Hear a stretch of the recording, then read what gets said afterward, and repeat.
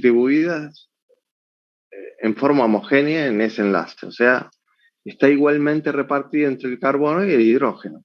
¿Sí? Cuando se rompe este enlace, como tiene esa distribución homogénea, lo que ocurre siempre es que un electrón de ese enlace termina en las dos puntas, en los dos átomos que formaban antes ese enlace. O sea, un electrón va a terminar con el hidrógeno, ¿sí? Y el otro con el carbono. Y ahí es como se forman estas especies con electrones, con un solo electrón en su capa externa, ¿sí? Capas externas de valencias incompletas, o sea, son especies reactivas, y que solamente tiene un electrón, le hace falta un electrón más. ¿Sí? Esta energía, para romper homolíticamente un enlace, generalmente se llama también energía de disociación. ¿Sí? Estas rupturas de enlaces que generan radicales también se las clasifica como rupturas homolíticas. ¿Sí? Homo está relacionada con, en forma homogénea, lítica con el rompimiento del enlace. ¿Sí? Ese enlace se rompe de forma homogénea. Un electrón va a terminar repartido en cada uno de los átomos que se separan. ¿Mm? Vamos a ver otro tipo de rupturas también. Sí. Perdón, le puedo preguntar algo, por eso una burrada, pero em, ahí yo tengo en los productos un hidrógeno y el otro es un radical, ¿no? ¿O Acá, no? Sí, claro, sí. este es el radical hidrógeno y este es el radical Ah, son dos alquilo. radicales, sí, Son dos radicales. está bien. ¿Sí? Cualquier especie que tenga un electrón desapareado, lo podés nombrar como radical. ¿Mm? Por ejemplo, el oxígeno, bueno, es un dirradical, ¿no? Eso lo vieron en química 2, paramagnético, esas cosas. No importa. Podemos tener otro tipo de rupturas que no están relacionadas con esa energía de disociación, que son las rupturas heterolíticas. Esta dijimos que se llama homolítica. La otra que vamos a ver más comúnmente, ¿sí? Esta como que la que vamos a ver muy seguido es heterolítica. Este enlace es el que se va a romper. Acá hay un dipolo, ¿no? El cloro es más electronegativo que el carbono, el que está unido. Entonces acá sí hay una distribución de estos dos electrones del enlace asimétrica o no homogénea. ¿Sí? Los electrones están más cerca del cloro que del carbono. Entonces, cuando este enlace se rompa, el cloro se va a llevar los electrones, esos dos electrones, y va a dejar, en este caso, al carbono con una carga positiva. ¿Sí? Acá empieza, estos dos son intermediarios, este es un radical y este es un carbocatión. ¿Mm? Esta ruptura heterolítica generalmente se da en moléculas que tienen dipolos presentes en la molécula. ¿Sí? Y las homolíticas en moléculas que no hay dipolos ahí, son no polares como los alcanos, ¿sí? Las diferencias de electronegatividad son muy parecidas, entonces se pueden estas rupturas. Es por eso que uno está bien plantear que esta sustitución va a ocurrir a través de la formación de estos intermediarios. ¿Sí? En principio se determinó que no ocurre todo al mismo tiempo. ¿Sí? Es una reacción que ocurre en etapas, en distintos pasos. Entonces se forman intermediarios y esos intermediarios son radicales. ¿Sí?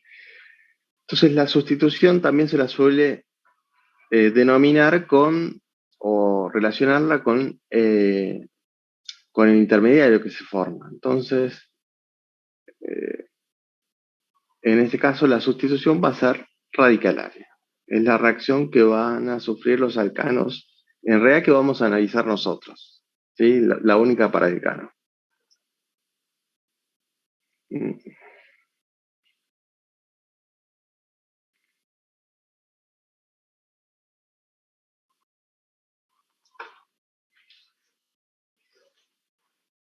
¿Se acuerdan? No sé, ¿lo vieron a esto en la teoría? Sí, ¿no? Sí, sí, vimos. ¿Cómo ocurre esa? ¿Se acuerdan de las etapas que ocurren? Sí, iniciación, propagación y terminación. Está bien, en la iniciación, ¿qué ocurre? ¿Se acuerdan? Produce la ruptura heterolítica del cloro en presencia de luz. Homolítica del cloro. Claro.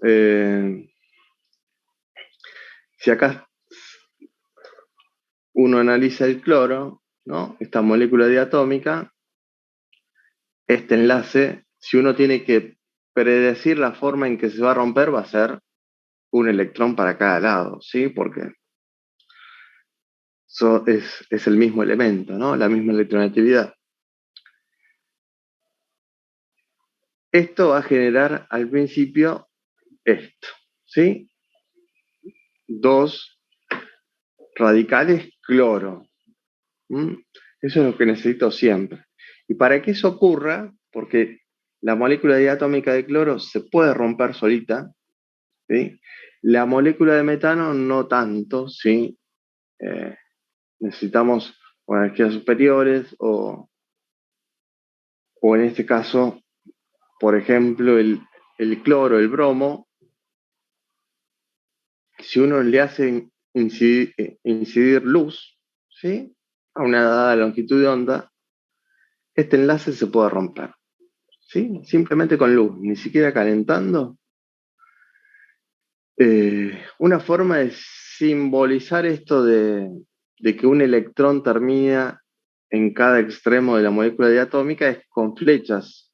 Y analizando de vuelta esto de las flechas curvas, que son movimientos de electrones, que son parte del mecanismo de la reacción. ¿Sí? El mecanismo no solo es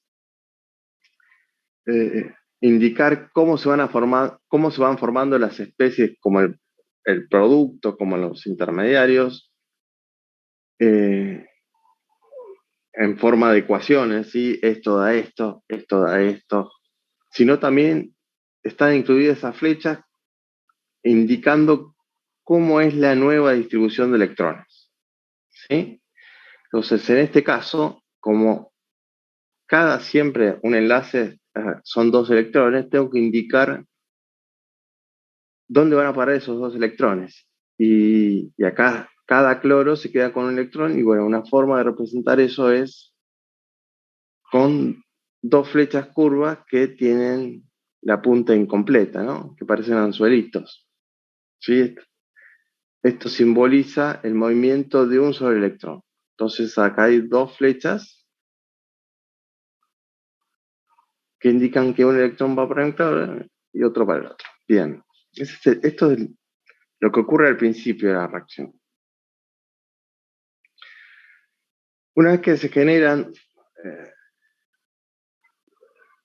cuando uno hace incidir esa radiación ultravioleta, no se rompen todas las moléculas de cloro, ¿sí? Se romperán algunas. Y esas moléculas, perdón, ya no son moléculas, sino que son cloro, son radicales cloro, empiezan a chocar con el alcano que tengo allí.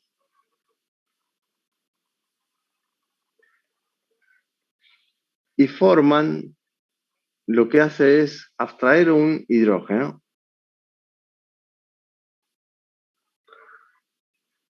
Para formar un radical en la molécula hidrocarbonada.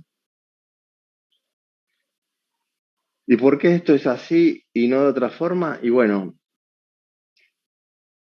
el mecanismo cómo reacciona, de qué manera reacciona la molécula de decano, todo eso es experimental, es información empírica.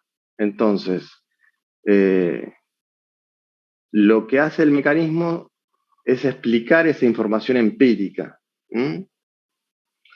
Entonces, ¿por qué se abstrae el hidrógeno? Y por qué energéticamente, aparentemente, a la reacción le conviene. ¿Sí? Entonces, un electrón, en este caso, se va a parear con ese electrón desapareado del cloro para dar ácido clorhídrico. ¿Sí? Y la presencia de ácido clorhídrico en el medio de reacción indica que en alguna etapa de la reacción ocurrió este paso que estoy agregando acá. Y el otro electrón, bueno, queda ahí con el carbono. ¿Sí? Entonces ahora la especie reactiva es el metilo. ¿Sí? Radical metilo. ¿Qué pasa acá? Profe,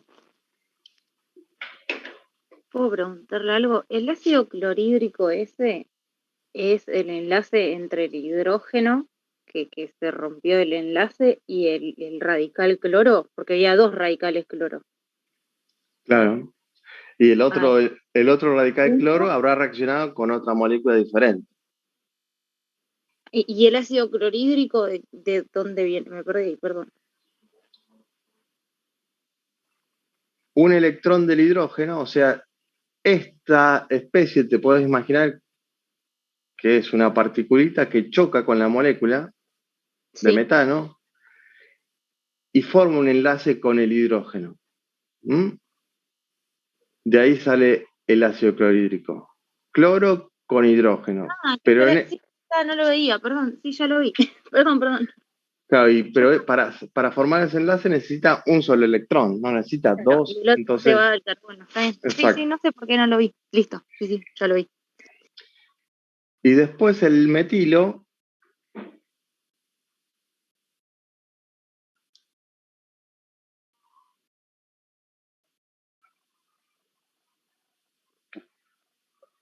reacciona o choca con una molécula de cloro, que dijimos que no todas se transforman en cloro radical, sino que una pequeña parte, y ahí me da el producto de sustitución y me genera un radical nuevo. Y ese radical puede iniciar de vuelta todo el proceso de sustitución del metano, de otras moléculas de metano. Nuevamente, esto que estoy mostrándoles acá, ¿por qué ocurre eso y por qué no el metilo reacciona de otra manera? Y la información experimental nos dice que estas reacciones de iniciación, ¿sí? Producto de la incidencia de la radiación UV, no es necesaria todo el tiempo de la reacción, sino al principio. ¿Sí? Que unas pocas moléculas de cloro se rompan. Después, puedo cortar la luz, ¿sí? La luz ultravioleta, y la reacción no se para, sigue, continúa. ¿Y cómo es posible que continúe si no hay moléculas que se rompan producto de radiación UV porque ya la corté? Y bueno, la explicación está en que el propio reactivo se regenera al final producto de estos choques entre el radical que se forma al principio con otras moléculas de cloro.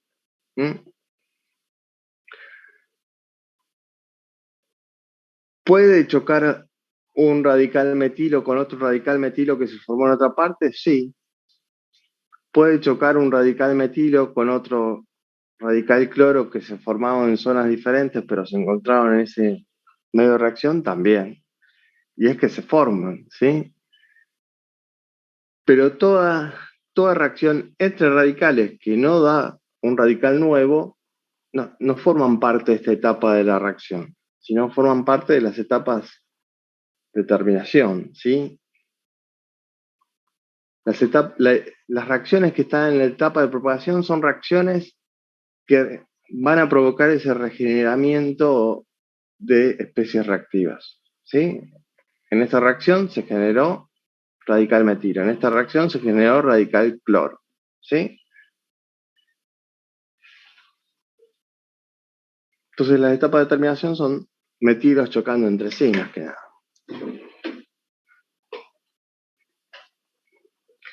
Esta es creo que es la única reacción así que vemos por etapas, porque están ahí. Profe, ¿y la reacción cuando termina? ¿Cuando se termine todo el cloro? Va, Cuando sí, se empiezan a uno de consumir los los dos, reactivos. Sí. alguno de los dos. O sea, a lo que voy es a que cuando se consuma todo el sustrato o cuando se consuma todo el reactivo. Pues Y indefinido. no, eso depende de la propia reacción, de cuál usas en exceso y cuál es el reactivo limitante. En este Ah, caso, me parece que para favorecer esta reacción de propagación, esta del principio, hay más metano que cloro. Entonces, generalmente cuando se consuma todo el cloro, la reacción medio que se detiene. Cuando todo el cloro se transforma en el producto de sustitución, termine metido en el sustrato. claro, sería el limitante, ahí está. Pero en este caso lo estoy suponiendo, no sé si es así. Creo que Está bien, sí. está bien.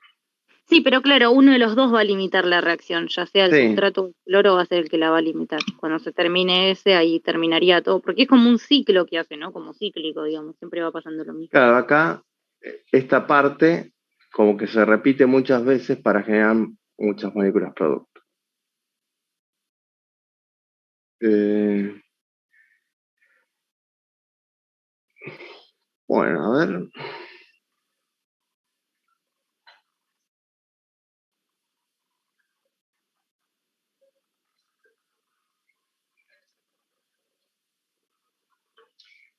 Y acá vamos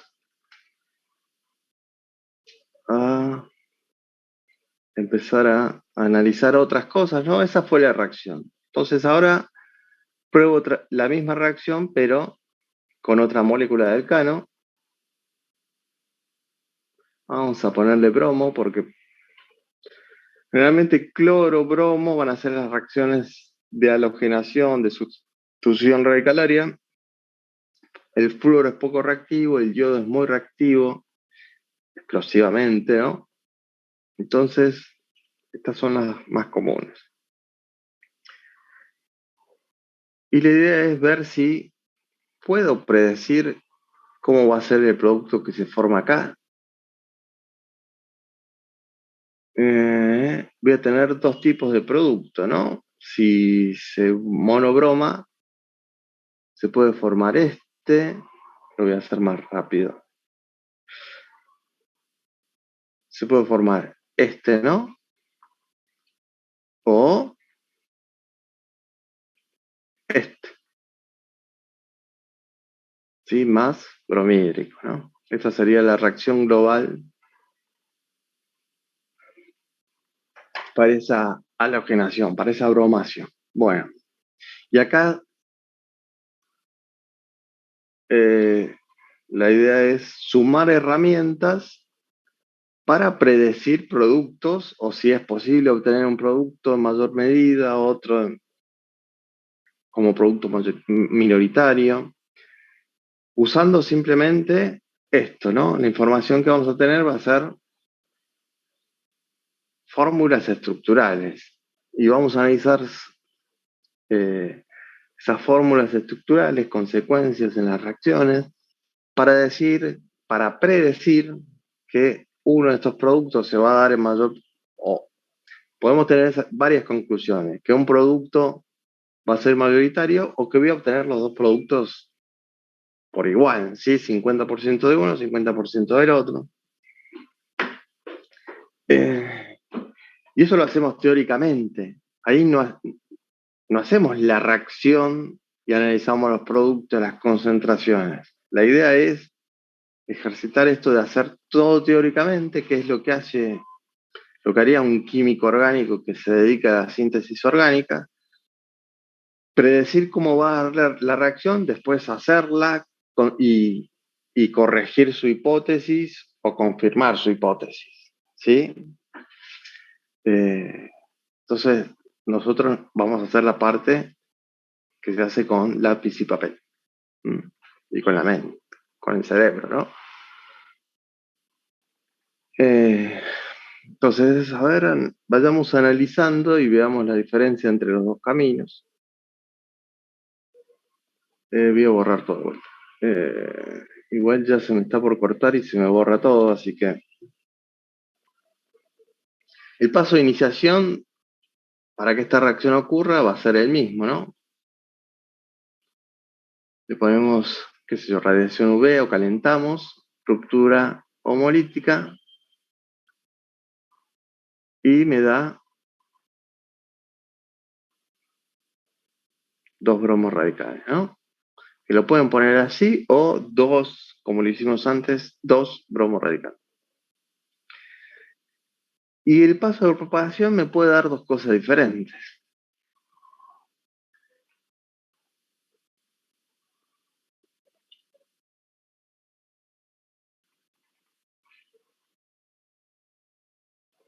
Y los voy a tratar de representar a los dos en esa abstracción.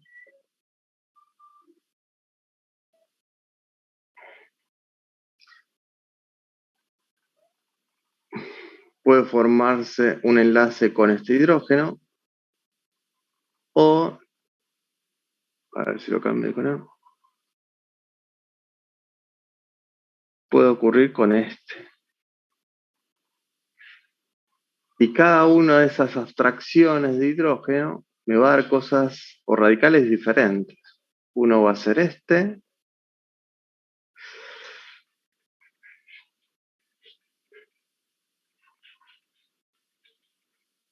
CH2 radical, y otro va a ser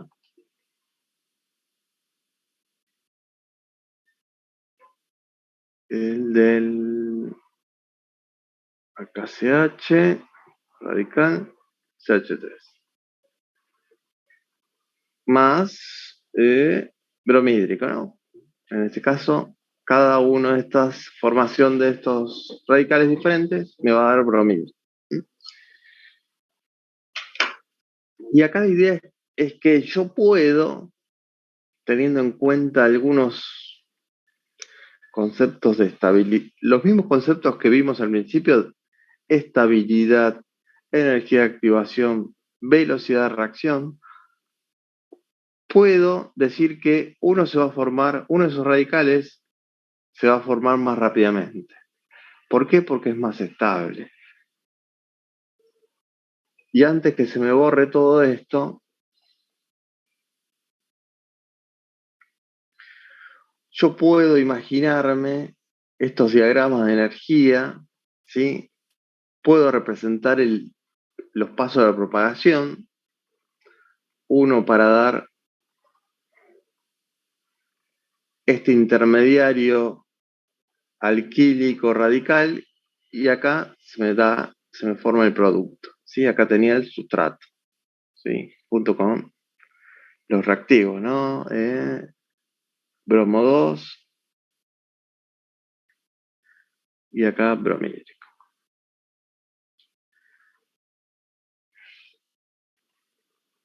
Esta energía para un camino, para la formación de este radical o para este radical, va a ser diferente, ¿sí? Si fueran iguales,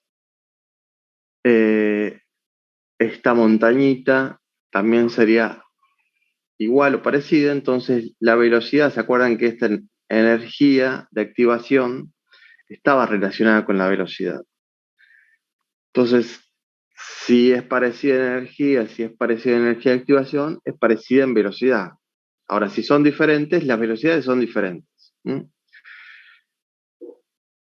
Hay un radical que es más estable que el otro. ¿Y eso lo vieron? ¿Vieron estabilidad de radicales? Sí, profe. ¿Cuál sería más estable? ¿Este que está acá, el azul o el negro?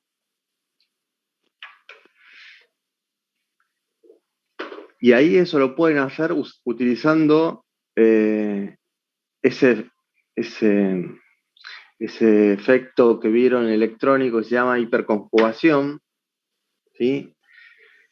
Hay una deslocalización de electrones entre orbitales llenos que hay en los carbonos adyacentes al carbono que tiene el radical, ¿sí? Esa deslocalización ayuda a compensar esa falta de electrones que tiene ese carbono con un solo electrón, ¿sí? Le hace falta un electrón más. Entonces, esa deslocalización llamada hiperconjugación compensa un poquito esa falta de electrones, un poquito, ¿sí? No forma una molécula estable, pero ayuda a hacerlo un poquito más estable en comparación a otra molécula parecida, otro radical, que tenga menos orbitales moleculares llenos alrededor.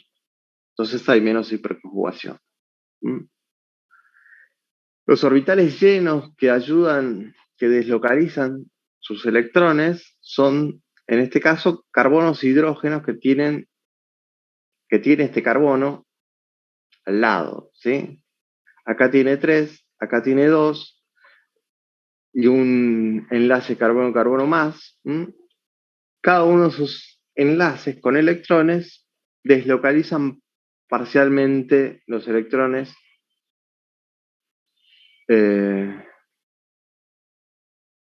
con el carbono que el electrón desapareado y estabiliza un poquito, ¿sí? Le baja un poquito de energía. Entonces este azul, lo puedo hacer acá, Profe, ¿qué va a era tener, entre el orbital P y los orbitales SP del otro carbono? claro, el orbital P, donde está ese electrón desapareado, y los orbitales moleculares, en este caso sp3s, que SP3. tenés, que tenés al lado, ¿no? Ujú. Entonces, el radical este tendría menos, acá lo estoy exagerando, ¿sí?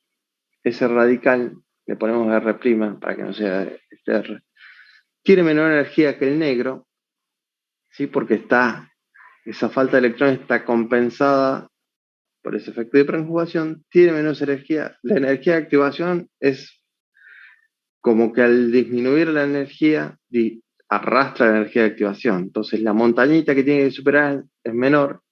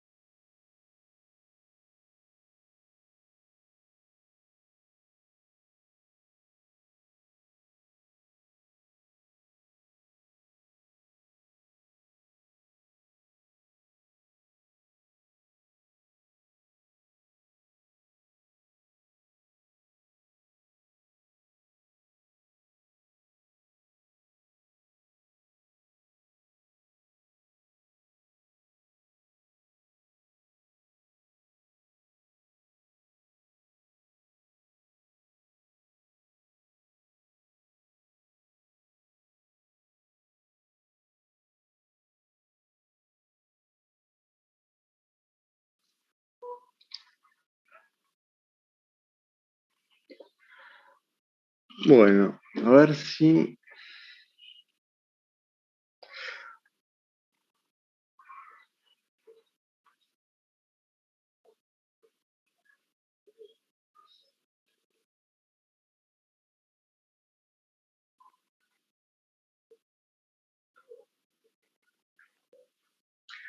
Entonces estábamos analizando estos dos radicales. Hago rápido, sí. El radical, ¿se acuerdan que podemos nombrarlos como secundarios, primarios? Este carbono está unido a dos carbonos, entonces es un carbono secundario. Si se forma un radical ahí, también es secundario. Y este radical es primario, ¿no? Porque el carbono está unido a uno solo. ¿Sí? En este caso, la sustitución de ese carbono en donde se forma el radical ayuda a tener alrededor eh, muchos de esos orbitales llenos que pueden deslocalizar electrones, ¿sí? Entonces hay mucha hiperconjugación. Entonces siempre la sustitución para estos casos simples de los alcanos ayuda a que ese radical tenga menos energía, ¿sí? A ver.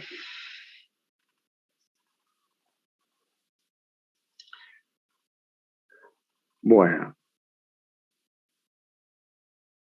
¿quedó claro de por qué este se forma más rápidamente? ¿No? Hicimos el mismo análisis. No, profe, yo no. Yo me perdí en algún lugar. Bueno, O sea, no entiendo por qué. Entiendo la parte teórica, pero no entiendo cómo me doy cuenta cuál de los dos se forma más rápido. O sea, no. pero ¿entendés esto de la estabilidad? O sea, Sí, sí lo la entiendo. comparación de energía entre esos dos radicales, ¿eso lo entendés? Estamos a- Creo que eso es lo teni- que no entiendo. En realidad no entiendo cómo me. A ver, para que me ordeno. ¿Va a ser más estable el que tenga un carbono primario? No, al ¿El revés. que? El que Ah, tenga, listo. el que Ahora tenga sí. más el que sea más sustituido. ¿Sí? Claro, el que tenga un carbono. ¿Por qué el que sea más sustituido? Porque la sustitución significa que está en principio unido a muchos carbonos y esos carbonos a su vez tienen enlaces a otros átomos y eso significa que hay orbitales llenos ahí presentes, adyacentes al radical, al carbono radical, que le pueden donar electrones por hiperconjugación. ¿Sí? Entonces, ese efecto de hiperconjugación baja un poquito la energía de ese radical, en comparación al primario, ¿no? Al que estaba acá. ¿Sí? Sí, sí, sí, sí. Sí, no, porque no Entonces, sé por qué entendí como, o sea, yo le entendí mal y me quedé ahí y digo, como el primario. O sea, yo pensaba que era el secundario, por eso le volví a preguntar, porque entendí mal cuando lo estaba haciendo y ahí como que entré en colapso mental. bueno. Está bien, entonces, acá ya ven que simplemente analicé un poco la estructura, tuve en cuenta ese efecto de hiperconjugación que existe, que está también demostrado experimentalmente, analicé la estructura, o sea, estas estructuras radicales, y pude predecir las energías relativas, o sea, estoy diciendo que uno es más estable que el otro, y de ahí pude sacar otra conclusión que está relacionada con la velocidad. ¿Ven? Que todo eso lo hice simplemente con estas estructuras y un poquito teniendo en cuenta varios conceptos, pero nada más. No hice la reacción. ¿Sí? Y este ejercicio lo vamos a hacer con todas las reacciones que veamos.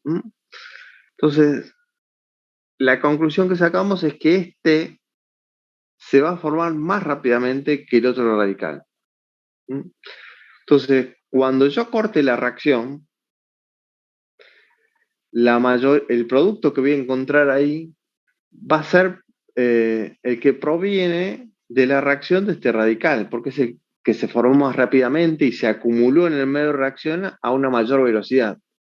¿Sí? Entonces, se terminó de consumir el reactivo. O yo paré la reacción, porque sí, y voy a encontrar muchas moléculas que van a provenir de este radical, que va a ser diferente a este. Entonces, el producto mayoritario va a estar relacionado con este radical, ¿sí? Hago el segundo paso de probación.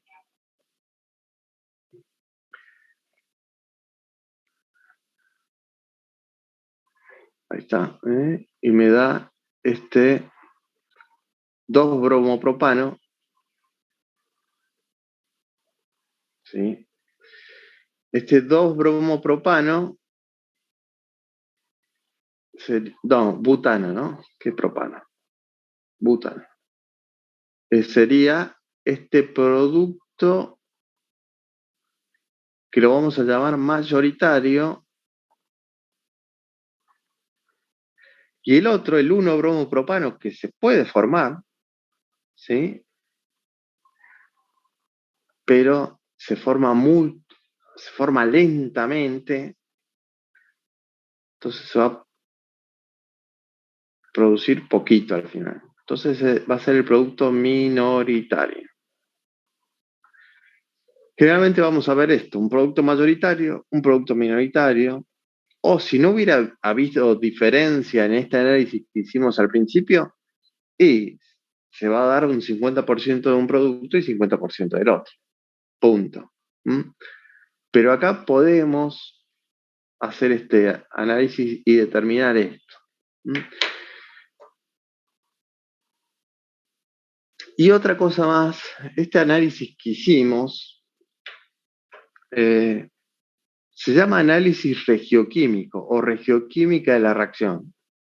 ¿Sí? Regio está relacionado con en qué parte de la molécula que yo tengo acá, la de butano, en qué parte va a ocurrir la reacción. ¿En qué carbono va a ser la sustitución? Eso es analizar la regioquímica. Entonces, analicé que hay dos productos posibles. Uno es el 1-bromobutano y el otro es el 2-bromobutano. ¿Sí? Pero, habiendo analizado previamente los intermediarios, determino que uno es mayoritario que el otro. O sea, que el 2-bromobutano va a ser mi producto principal y el otro secundario. Y ven que entre la relación que tiene el 2-bromobutano con el 1-bromobutano, ¿qué es? Son isómeros de posición, isómeros constitucionales de posición. Cuando yo analizo cuál de esos isómeros constitucionales de posición o de cadena, ¿sí? Va a ser mayoritario y minoritario, estoy haciendo un análisis regioquímico de la reacción. Para hacer ese análisis regioquímico, por supuesto, hicimos previamente analizando toda esta parte, ¿sí? Entonces, cuando ustedes les pidan analice la regioquímica de la reacción, es justamente analizar los intermediarios, cuál se forma más rápidamente y cuál va a ser el isómero constitucional producto que se va a formar mayoritariamente. ¿Sí? Pero acá hay una cosita acá que se nos escapa, es que hay este carbono es asimétrico, ¿no? Acá hay un bromo y un hidrógeno, así que tengo dos bromobutano. Hay dos compuestos diferentes que tienen el mismo nombre, pero uno es el R y el otro es el S. ¿Sí? Así que puedo analizar otra cosa, que en el producto mayoritario hay dos isómeros espaciales posibles. Uno es el R, uno es el S. En este caso son enantiómeros entre sí. Ese análisis estereoquímico, ¿sí? ¿Qué isómero espacial va a ser mayoritario o no? Lo puedo hacer también, teóricamente, en forma teórica, digo. ¿Qué creen ustedes? ¿Que me va a dar 1 el R en mayor proporción que el S? ¿Sí? ¿Pueden predecir eso o me va a dar 50% del R, 50% del S? Para mí va a ser una mezcla resémica, 50 y 50. Sí, en estos casos que son sencillos, que son simples, van a obtener mezclas de los dos isómeros espaciales posibles. ¿Sí? Casos más complejos en donde acá lo que estamos analizando, a ver si dibujo el...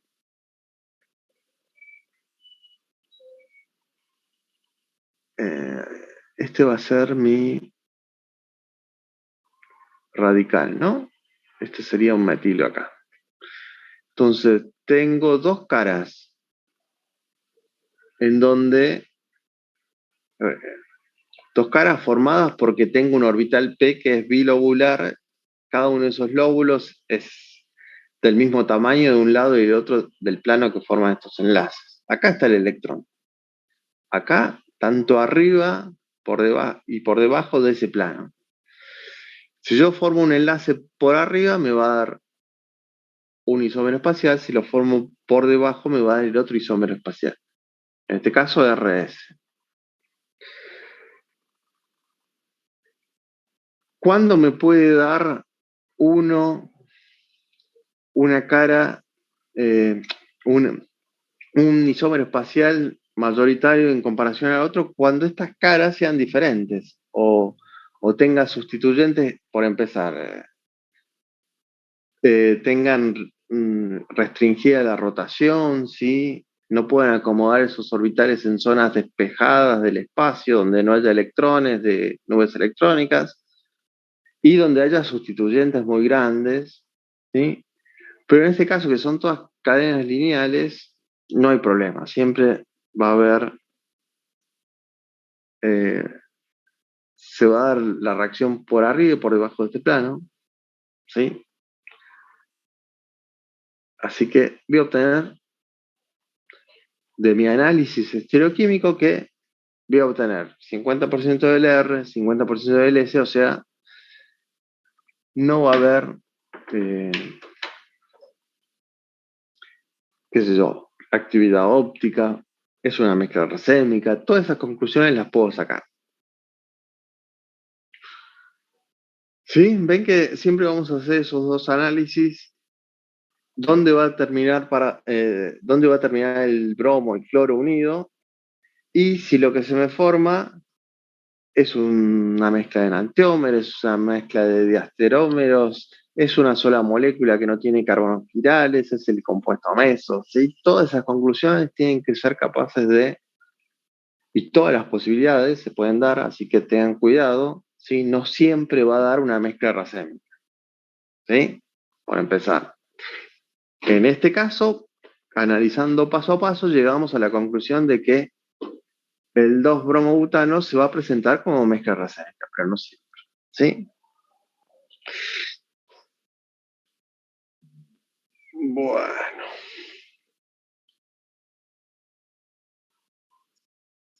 A ver.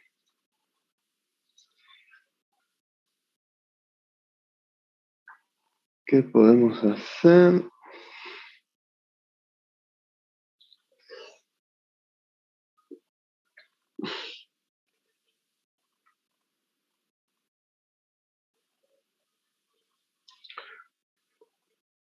Bueno.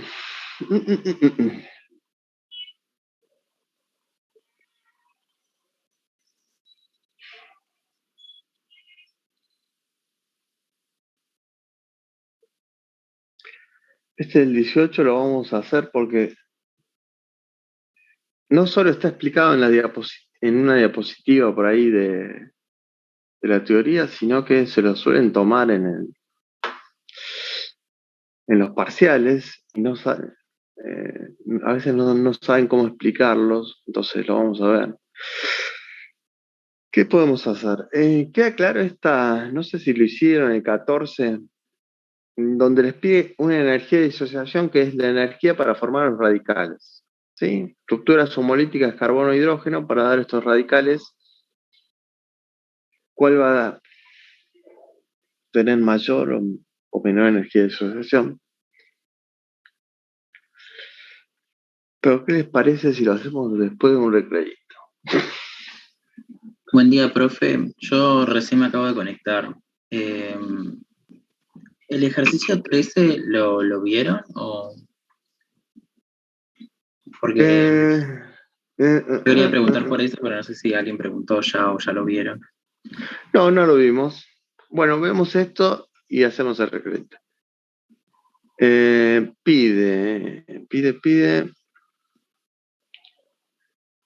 Hay que dibujar todo, ¿sí? Representen todo lo que puedan en papel, porque siempre es más fácil. Entonces, ¿qué dice? ¿Pentano o butano? El 3-metilpentano. 3-metilpentano. Este sería. ¿Qué más dice?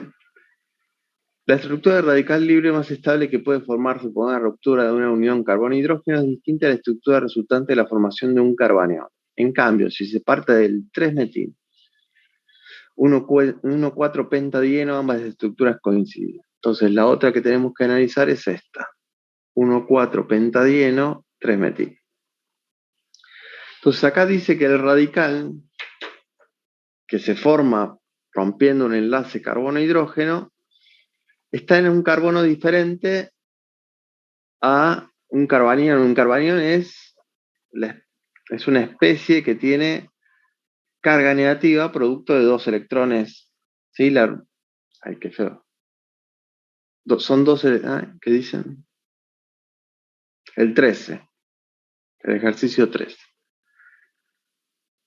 Entonces, a ver, partamos por algo que ya sabemos, que analizamos, es el radical, ¿no?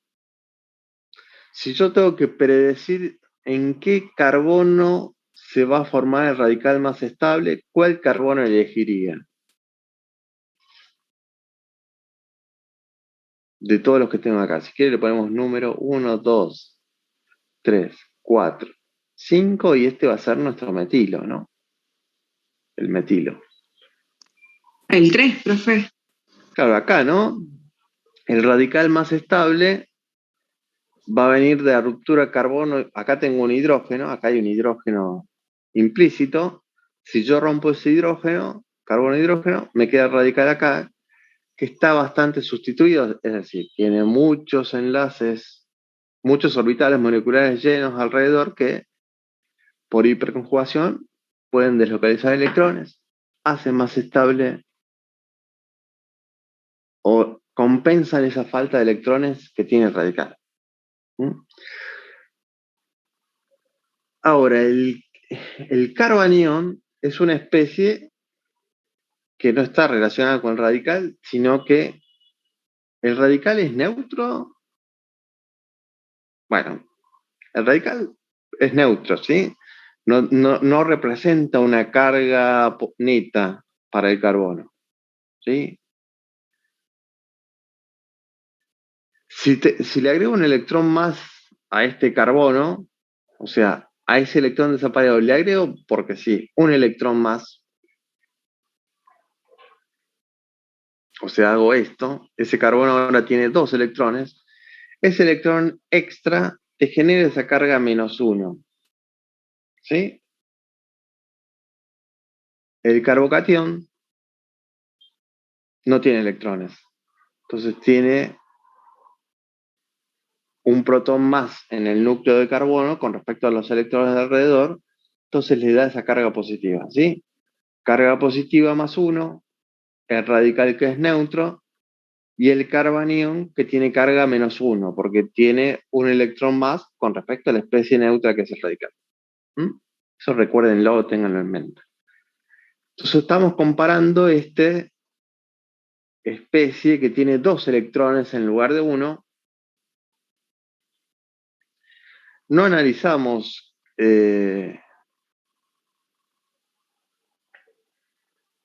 estabiliza o desestabiliza un carbanión, pero tampoco vimos efectos. ¿Vieron efectos inductivos dadores, atractores con Gerardo? ¿O se acuerdan de la teoría?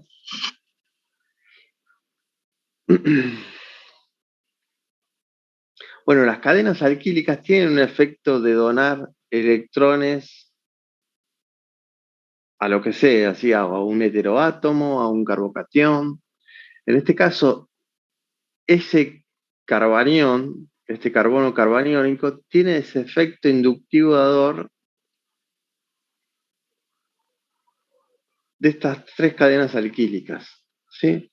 Que le donan electrones. Y si le donan electrones, ya ese carbono tenía un exceso de electrones alrededor. No alrededor, de por sí lo tiene una carga, un electrón extra, ¿sí? Y ahora tiene alrededor grupos que le donan más electrones todavía.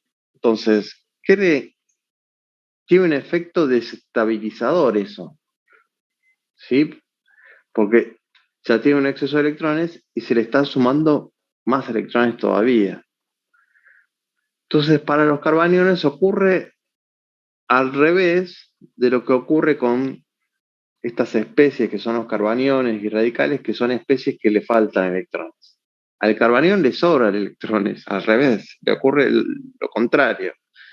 Entonces se favorecen la formación de carbocationes en zonas de la molécula en donde no tengan ese efecto, ya sea acá o acá o acá, en donde el efecto donador de las cadenas que tiene alrededor sean lo más pequeñas posibles. Entonces se van a formar los carbaniones en carbonos que estén poco sustituidos. Entonces acá tenemos tres carbonos. Los dos terminales para la cadena de 5, ahí se me trabó. Ahí va. Para la cadena de 5 y el metilo, ¿no? Son carbonos primarios donde en comparación a los secundarios y los terciarios están menos sustituidos, hay menos efectos de este tipo. Es por eso que el radical más estable se forma en el carbono más sustituido y el carbanión más estable en los carbonos menos sustituidos. ¿Sí? En carbonos diferentes. Pero en... Esteban, te hago una consulta. Ahí en el carbocatión, que tiene una carga positiva, ¿eso quiere decir que el orbital, el único electrón del orbital, tiene un orbital P vacío? Claro, sí. Sí, Ajá. sí. Y en el carbanión, ¿qué tiene? ¿Los dos electrones en el orbital P? El carbanión tiene, a ver, tiene ese orbital lleno. Entonces, es una nube que genera repulsión. Entonces, no le conviene mucho estar en la hibridación sp2, sino que adopta la hibridación sp3. Entonces, los dos electrones están en un orbital sp3. Y este carbono tiene esa geometría, la geometría electrónica es tetraédrica, ¿sí? Un orbital con dos electrones no compartidos con nadie y después estos tres enlaces. Claro. Listo. Pero acá, en esta molécula, el radical más estable se sigue formando acá, en este carbono. No solo ahora se suma el efecto de hiperconjugación, sino hay deslocalización electrónica, ¿no? Así que está ese electrón compartido, esa falta de electrones está compartido con muchos más carbonos. ¿Sí? Y ahora el carbanión, este que acabamos de analizar, si se forman, por empezar, si se forma acá o acá, va a ser diferente a que se forme acá, ¿sí? Van a seguir siendo especies con poca sustitución, ¿sí? Pero si se forma acá, o sea, si los dos electrones están acá, acabo de decir que ese carbono carbaniónico tiene hibridación sp3, ¿sí? Pero en estos casos en donde si se rehibridiza este carbono a sp2, estos dos electrones terminan en orbital p. Y ese orbital p está conjugado con otros dobles enlaces, otros enlaces pi. Entonces podría deslocalizarse. Entonces, energéticamente le conviene a ese carbono tener esos electrones, ese exceso de carga negativa, repartido en un volumen mayor, que sea ayudado por los carbonos que tiene al lado. Entonces, adopta esa hibridación sp2, esos orbitales terminan esparcidos en toda esta zona, ¿sí? Deslocalizados. Entonces, de pronto la carga neta que antes estaba soportada por un solo carbono está soportada por más carbonos, ¿sí? Neta negativa. Entonces, ayuda a estabilizar al carbanión. ¿Mm? En los dos casos es producto del efecto de la deslocalización electrónica, que coincida que se forme el radical y el carbanión en el mismo carbono, ¿sí? Si no existiera esa posibilidad de deslocalización electrónica, nos quedaríamos en este análisis, ¿sí? Solamente hay efectos de hiperconjugación, de efecto inductivo dador, y por eso las zonas donde se formarían esos intermediarios sería distinta en la molécula. ¿Sí? Pasa que acá metimos un montón de cosas que no habíamos metido, que es el carbanión, ¿no? El carbanión no lo analizaron. No sé si lo vieron en la teoría, me parece que no, tampoco lo vieron. Efectos inductivos dadores, no sé si lo analizaron, pero capaz que esto también es nuevo, esto de que la deslocalización electrónica también ayuda a compensar, a repartir ese exceso, esa falta de electrones entre muchos carbonos. Entonces, eso también es un efecto estabilizante. Ya sea para radicales, para carbocationes o para carbaniones, siempre la deslocalización electrónica de resonancia ayuda a estabilizar un poquito más ese intermediario, esa especie reactiva. ¿Te quedó más o menos ahí? Capaz que no quedó claro, pero más o menos. Sí, más o menos sí, profe. Bueno, entonces ahora sí vamos a hacer un recreíto. ¿Me parecen? 25 minutos.